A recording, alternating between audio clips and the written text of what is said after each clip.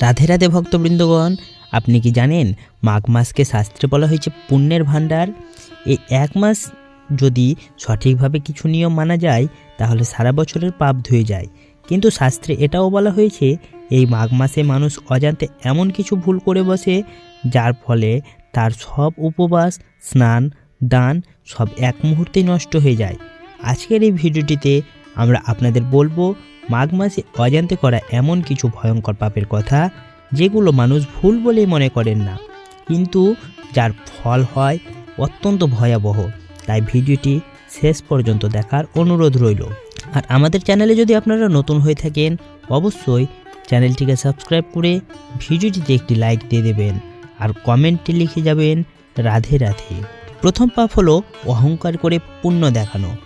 মাঘ মাসে অনেক মানুষ গঙ্গা স্নান করে, উপবাস রাখে, দান করে, কিন্তু তার সঙ্গে সঙ্গে সোশ্যাল মিডিয়ায় ছবি পোস্ট, লোককে বলে বেড়ানো, নিজেকে বড় সাধু প্রমাণ করার চেষ্টা।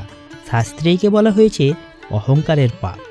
পুরাণে বলা হয়েছে যে ব্যক্তি নিজের পুণ্য প্রচার করে তার পুণ্য দেবতারা গ্রহণ করেন না, বরং সেই পুণ্য সঙ্গে সঙ্গে নষ্ট হয়ে যায়। একবার এক ধনী ব্যক্তি মাঘ মাসে প্রতিদিন দান করত, কিন্তু সে প্রতিদিন লোক ডেকে বলতো, দেখো আমি কত দান করি। কিছুদিন পর তার জীবনে শুরু হলো দারিদ্র্য, রোগ, মানসিক কষ্ট। এক সাধু তাকে বললেন, তুমি দান করছিলে ঠিকই, কিন্তু অহংকার দিয়ে তার ফল আগুনে পুড়িয়ে দিয়েছ। এ থেকে কী শিক্ষা পাওয়া যায়? মাঘ মাসে পুণ্য গোপনে করতে হয়, দেখানোর জন্য নয়। পরবর্তী পাপ গরিব ও বৃদ্ধদের অবহেলা করা। মাঘ মাস মানেই ঠান্ডার মাস। এই সময় সবচেয়ে কষ্ট পায় গরিব মানুষ, বৃদ্ধরা এবং রাস্তার শিশুরা। শাস্ত্রে বলা হয়েছে মাঘ মাসে কষ্টে থাকা মানুষকে অবহেলা করা হাজার যজ্ঞ নষ্ট করার সমান পাপ। একবার এক ব্যক্তি গঙ্গা স্নানে যাচ্ছিল, পথে এক বৃদ্ধ কাঁপছিল ঠান্ডায়। সে বৃদ্ধ বলল, বাবা একটু কাপড় দেবে? লোকটি বলল, আমি স্নানে যাচ্ছি, পরে দেব, কিন্তু আর কখনো দেয়নি। শাস্ত্রে বলা হয়েছে সেই লোকের পুণ্য তখনই নষ্ট হয়ে গেছিল, কারণ ঈশ্বর আগে কষ্টে থাকা মানুষের মধ্যে থাকেন। পরবর্তী পাপ হলো মিথ্যে বলা ও প্রতারণা চালিয়ে যাওয়া।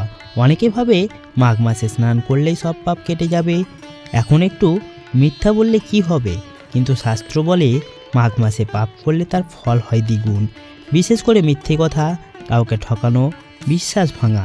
এই মাসে করলে পুণ্য জমে না, বরং আগের পুণ্য নষ্ট হয়। এক ব্যবসায়ী মাঘ মাসে প্রতিদিন স্নান করত, কিন্তু দোকানে ওজন কম দিত। শেষে তার ব্যবসা পুরো ধ্বংস হয়ে যায়। এক পণ্ডিত তাকে বলেছিলেন, তুমি ভগবানকে জল দিয়েছ, কিন্তু মানুষের অধিকার কেড়ে নিয়েছো, তাই পুণ্য টেকেনি। পরবর্তী পাপটি হলো খারাপ কথা বলা ও ঝগড়া করা।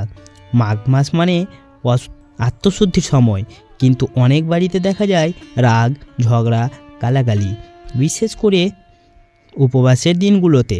শাস্ত্রে বলা হয়েছে এই সময় মুখ দিয়ে বের হয় খারাপ শব্দ হাজার পাপের সমান, কারণ এই সময় দেবতারা মানুষের আচরণ লক্ষ্য করেন।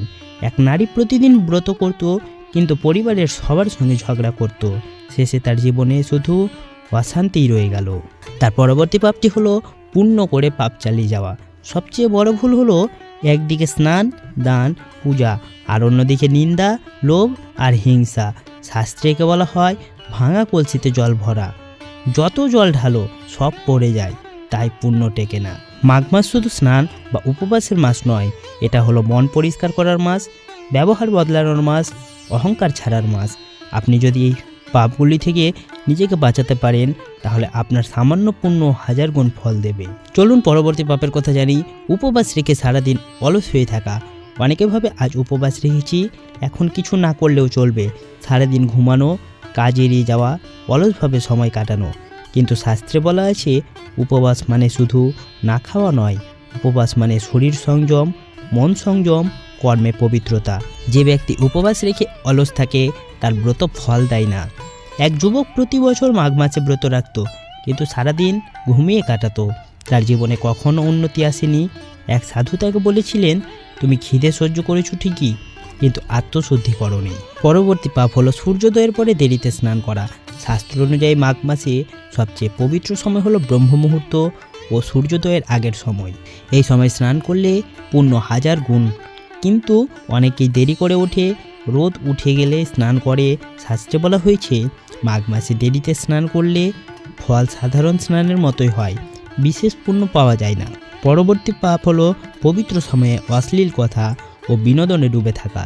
আজকাল অনেকেই অশ্লীল ভিডিও, বাজে গান, কুকথা এসবের মধ্যে সময় কাটায়, বিশেষ করে ব্রতের দিনে।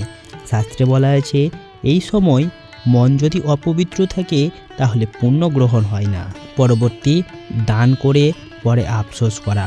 অনেকে দান করে বলে ইস এত টাকা দিয়ে দিলাম কেন, কিংবা ও মানুষটার যোগ্য ছিল না। শাস্ত্রে বলা হয়েছে দান করার পর মন খারাপ করলে সেই দান নিষ্ফল হয়ে যায়, কারণ দান আসে হৃদয় থেকে, হিসেব থেকে নয়। এক ব্যক্তি কম্বল দান করেছিল, পরে বলেছিল আমি নিজেই রাখলে ভালো হতো, তার সেই দান পুণ্য দেয়নি। ধর্ম পালন করে অন্যকে ছোট করা। অনেকে বলে আমি ব্রত করি, তুমি করো না কেন, আমি স্নান করি, তুমি পাপী।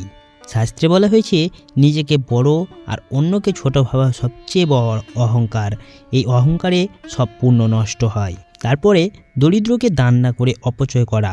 মাঘ মাসে মানুষ অনেক টাকা খরচ করে অনুষ্ঠান, বেশি খাবার, অপ্রয়োজনীয় জিনিসে, কিন্তু দরিদ্রের দিকে তাকায় না। শাস্ত্রে বলা হয়েছে এই মাসে অপচয় করা আর দরিদ্রকে ভুলে যাওয়া মহাপাপের সমান। এক ব্যক্তি বড় পূজা করত, 1000 টাকা খরচা করত ফুলে আলোতে, কিন্তু গরিব কাউকে কিছু দিত না। শেষে তার জীবনে অভাব শুরু হলো। তারপরে সকালবেলা রাগ করে দিন শুরু করা। শাস্ত্রে বলা হয়েছে মাঘ মাসে ভোরে মন যেমন থাকে সারাদিনের ফল তেমনই হয়। অনেকে সকালে উঠে রেগে যায়, চেঁচামেচি করে, বিশেষ করে ঠান্ডায় এই রাগে সারাদিনের পুণ্য নষ্ট হয়। এক মহিলা প্রতিদিন স্নান করত, কিন্তু সকালে ঝগড়া করত, তার জীবনে কখনো শান্তি আসেনি। তারপরে শাস্ত্রের কথা শুনে অবহেলা করা। অনেকে বলে এগুলো পুরনো কথা, এখন আর মানে না। মাঘ মাসে নিয়ম শুনেও হালকা ভাবে নেয়। শাস্ত্রে বলা হয়েছে যে ব্যক্তি শাস্ত্রকে অবহেলা করে তার পুণ্য ফল দেয় না। তারপরে ভুল হলো গোপনে হিংসা ও বিদ্বেষ পোষণ করা। আপনি বাইরে শান্ত থাকেন, কিন্তু মনে কারো উন্নতিতে জ্বালা, কারো সুখে কষ্ট। শাস্ত্রে বলা হয়েছে মাঘ মাসে মনের পাপ শরীরের পাপের থেকেও বড়। পরবর্তী ভুল পুণ্যকে ব্যবসার মতো ব্যবহার করা। অনেকে ভাবে এই মাসে এত করলাম, এবার ভগবান আমাকে এটা দিতেই হবে, মানে পুণ্যকে হিসেবের খাতায় বানানো। শাস্ত্রে বলা হয়েছে ভগবানকে শর্ত দিলে পুণ্য ফল দেয় না, কারণ পুণ্য আসে ভক্তি থেকে, লেনদেন থেকে নয়। ভক্তবৃন্দগণ, মাঘ মাস আমাদের শেখায় নম্রতা, সহানুভূতি, আত্মসংযম। শুধু আচার নয়, ব্যবহার বদলালে পুণ্য স্থায়ী হয়। আপনি যদি এই 15টি পাপ থেকে দূরে থাকেন তাহলে আপনার জীবন নিজেই বদলাতে শুরু করবে। এবার চলুন কিছু ভুল জেনে নিই যেগুলো মানুষের অজান্তেই হয়, কিন্তু তার জন্য ভাগ্য আটকে থাকে। প্রথম ভুল হলো শুধু রীতি মানা, মন বদলানো নয়। অনেকে ভাবে এই মাসে নিয়ম মানলেই চলবে, কিন্তু ব্যবহার একই থাকে, অভ্যাস একই থাকে। শাস্ত্র বলে রীতি যদি শুধু শরীরে থাকে আর মন যদি বদলায় না, তাহলে তার ফল আসে না। দ্বিতীয়ত, প্রকৃতিকে অসম্মান করা। মাঘ মাস প্রকৃতির বিশেষ সময়। অনেকে নদীতে স্নান করে কিন্তু ময়লা ফেলে, সাবান শ্যাম্পু ব্যবহার করে। শাস্ত্রে বলা হয়েছে প্রকৃতিকে কষ্ট দিয়ে পাওয়া পুণ্য কখনো স্থায়ী হয় না। তৃতীয়ত, পরিবারের প্রতি দায়িত্ব ভুলে যাওয়া। অনেকে এত ধর্মকর্মে ব্যস্ত হয়ে যায় যে বাবা মায়ের খোঁজ নেই, সন্তানের দিকে মন নেই। শাস্ত্র বলে পরিবারের সেবা ছাড়া কোনো পুণ্য পূর্ণ হয় না। চতুর্থ, অন্যর কষ্ট উপহাস করা।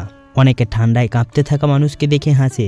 শাস্ত্রে বলা হয়েছে অন্যের কষ্টে হাসা মাঘ মাসে সবচেয়ে বড় অপরাধ। পঞ্চম, মন থেকে কৃতজ্ঞতা না রাখা। অনেকে শুধু চায় ভগবান আমাকে দাও, কিন্তু কখনো বলে না ধন্যবাদ। শাস্ত্র বলে কৃতজ্ঞতা ছাড়া সাধনা শুকনো গাছের মতো, ফল দেয় না। ভক্তবৃন্দগণ, মাঘ মাস আমাদের শেখায় দয়া, শুদ্ধতা, কৃতজ্ঞতা। আপনি যদি এই মাসে শুধু আচার নয় আচরণও বদলান, তাহলে আসল পুণ্য পাওয়া যায়। আজকের ভিডিওটি থাকছে এই পর্যন্তই। ভিডিওটি যদি আপনাদের ভালো লেগে থাকে অবশ্যই ভিডিওটিতে একটি লাইক করবেন, আর আমাদের চ্যানেলে নতুন হয়ে থাকলে অবশ্যই চ্যানেলটিকে সাবস্ক্রাইব করে কমেন্টে ভক্তি ভরে লিখে যাবেন রাধে রাধে।